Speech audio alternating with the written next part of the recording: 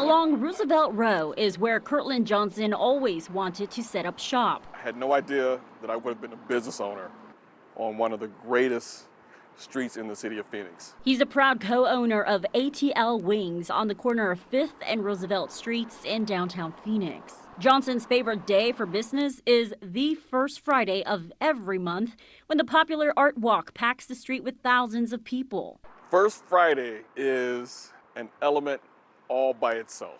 And we as business owners, we live for First Fridays. It's a great day for revenue. He's concerned First Friday will be tarnished by the bursts of violence in the district. Just last Friday, he says, shots were fired across the street from his restaurant after First Friday wrapped up. Police say 2 people were hurt and the suspect ran off.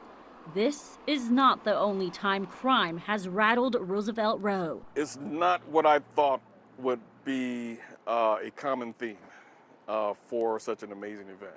The owner of Greenwood Brewing tells us she's hosted a meeting to bring up safety issues. She says their goal is not to point fingers, but to work together with Phoenix police, who have been present at every First Friday, the city, and the event's organizers. I do wish that the problem that we're experiencing would not exist. Arizona's Family talked with a spokesperson for Downtown Phoenix Incorporated, an organizer of First Friday. We're told they've been working with the Roosevelt Row Community Development Corporation to come up with a way to tackle crime, and will be sharing their plans later this week. We don't want to see First Fridays leave. It will be very challenging for many of the businesses. Johnson says they're a tight-knit community and work well with First Friday organizers and police.